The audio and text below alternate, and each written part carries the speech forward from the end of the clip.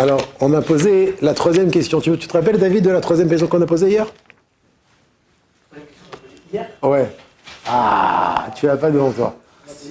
Qui c'est qui se rappelle de la troisième question qu'on a posée hier? On a répondu qu'à deux questions. Hein? Quelle est la différence dans le spirituel entre avant Matan Torah et après Matan Torah? C'est la deuxième, ça. Non, c'est la troisième. C'est la troisième. Magnifique. La première question, c'était qu'est-ce que ça veut dire Shnal Paim Tohu? Et le deuxième? Et on a répondu que c'est pas qu'il n'y avait pas de Torah, seulement la Torah, elle faisait vivre les mondes que d'en haut, pas d'en bas. Deuxième question, on a dit qu'est-ce que ça veut dire Yom HaShishi? Ah, Imechila, Khatan Shelanu. Troisième question, comme il nous a dit maintenant David. Troisième question, Rabotai, extraordinaire. Est-ce que, ou plutôt, qu'est-ce qui s'est passé dans la spiritualité de ce monde, dans la rouchniout de ce monde, entre avant Matan Torah et après Matan Torah? Alors, d'abord, qu'est-ce qui s'est passé au Matan Torah? Il dit le Nefesh HaChaim. Me'az shenishtar shela veyarda kaviachol mimekor shorsha hane'elam. Depuis qu'elle est descendue, monde par monde, la Torah, depuis sa source, au-dessus de tous les mondes supérieurs, Kema'amaram zichronam livracha, comme nous l'ont enseigné nos maîtres dans Bereshit Rabbah, Perek 19. Il y a marqué là-bas, Ba Moshe vorida la'aretz, extraordinaire. Il est venu, Moshe, et il a fait descendre la Torah sur terre. Il faut comprendre que ça veut dire Ba Moshe vorida la'aretz. Si Hachem il n'avait pas voulu, si Hachem il n'avait pas voulu donner la Torah, Moshe n'aurait pas pu la faire descendre sur terre. En vérité, ici, nos maîtres, ils nous enseignent que ça dépend combien l'homme il veut acquérir la Torah, bien qu'il sent que c'est au-dessus de ses capacités, au-dessus de sa nature, c'est contre sa nature, c'est dur, ça demande du hamal, ça demande la yegiya. Ben Moshe nous a appris en vérité que même si ça demande des efforts, c'est l'homme qui descend la Torah vers lui. Ba Moshe vorida l'aret. Il est venu, Moshe, il a descendu la Torah sur terre, parce qu'il voulait. En tout cas, c'est une parenthèse. Il dit le Nefesh HaChaim, Kol chiyutam vekiyumam. Toute la vie et toute l'existence, chez le Kol HaOlamot, de tous les mondes, Urak aliede hevel pinu. Ce n'est que grâce à notre parole, à notre étude, vehegionenu, et notre méditation bas dans la Torah. Alors voilà la différence.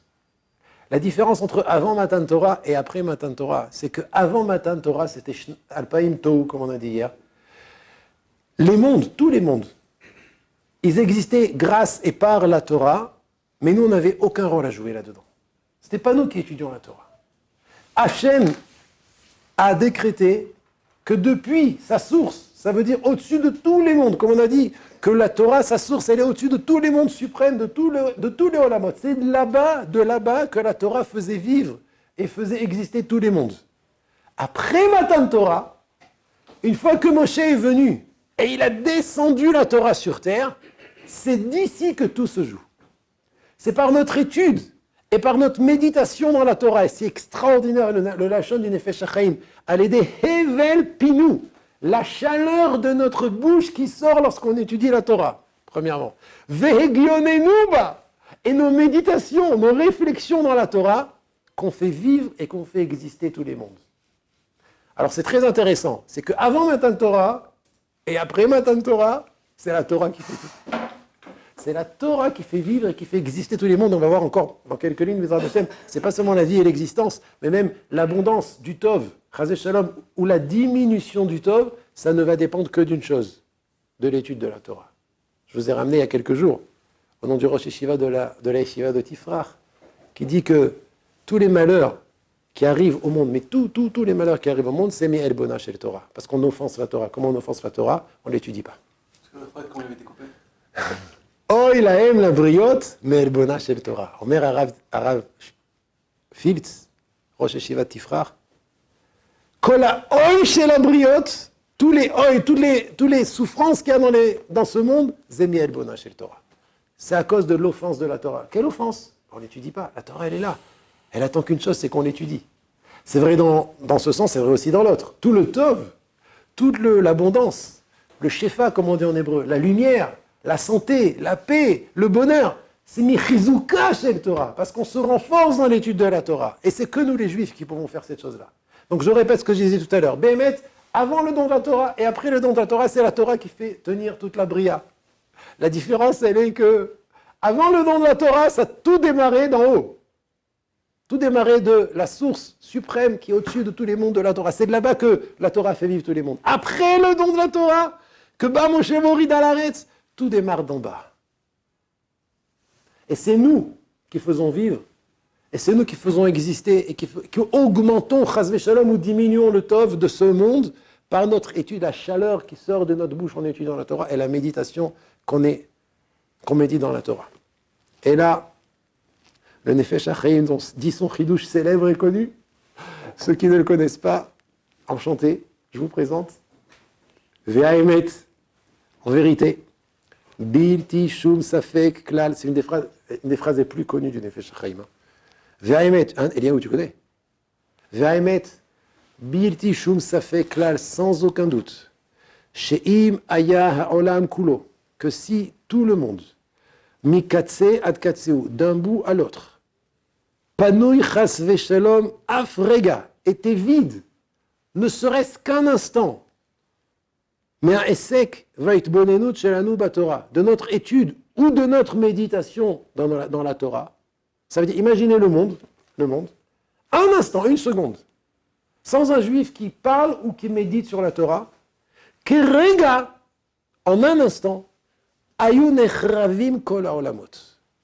Tous les mondes seraient détruits.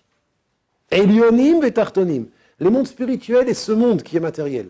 Vaïou les Ephes, ils seraient détruits, vetou et néant, chaz v'shalom. Ils reviendraient au néant, chaz v'shalom. Qu'est-ce qu'il dit ici le Nefesh HaChaim? Tu veux comprendre que ça veut dire que c'est la Torah qui fait vivre et exister le monde. En d'autres mots, c'est que sans une énergie continuelle qui vient de notre étude dans la Torah, même une interruption d'une seconde, le monde arrêterait d'exister. Il reviendrait au tohu vavu, il reviendrait au néant, il reviendrait à son état initial d'avant la création. Vechen, et ainsi, pas seulement la vie, comme j'ai dit tout à l'heure, shif'at oram, l'augmentation de lumière. La lumière, c'est tout ce qui est bien, tout ce qui est bon. Omi uto, chas v'shalom, ou la diminution de lumière, akol, tout dépend de quoi? Rak kefi inyan vero viskenuba. Tout dépend de quelle manière on étudie la Torah et combien de Torah on étudie. Plus il y a de la Torah, et plus on l'étudie avec Amal veyegia, ça veut dire on l'étudie avec sérieux et on s'affaire à l'étude de la Torah, et plus il y a une augmentation de lumière, une augmentation de Tov, moins de guerre, moins de Hamas, moins de Mechablim, moins de maladies, moins de disputes, moins de problèmes d'argent, moins de tous les problèmes, Ken. Et à l'inverse, le mi-août du or, la diminution de lumière, c'est parce que on est moins affairé à l'étude de la Torah. Alors on a répondu à la troisième question. C'est clair? La Gemara dans Psachim, elle dit, qui a marqué, vous savez qu'il y a un mizmor qu'on dit avant Baruch Shamar le samedi matin? C'est quoi le dire des mizmor qu'on dit avant Baruch Shamar le samedi matin? Odou Lashem Kitov. Combien Odou Lashem Kitov il y a là-bas? Hein? Qui a dit 26? Mais d'où tu sais? T'as pas compté là, je t'ai vu, t'as pas compté. 26. Pourquoi il y a 26 Odou Lashem Kitov? Vas-y, continue.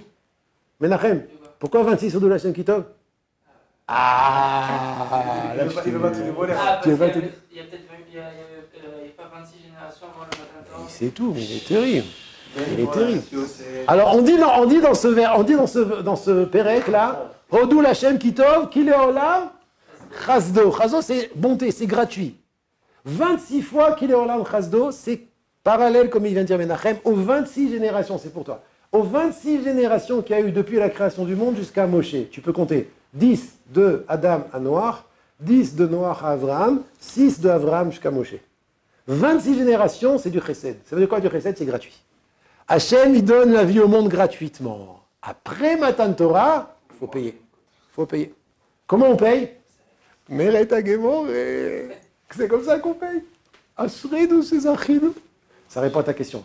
Personne ne l'étudiait. C'est vrai qu'Avraham, Yitzhak et Yaakov, Noach, Shem, son fils, ils étudiaient, mais ce n'est pas eux qui faisaient exister le monde. C'était Kilei Olam Chasdo.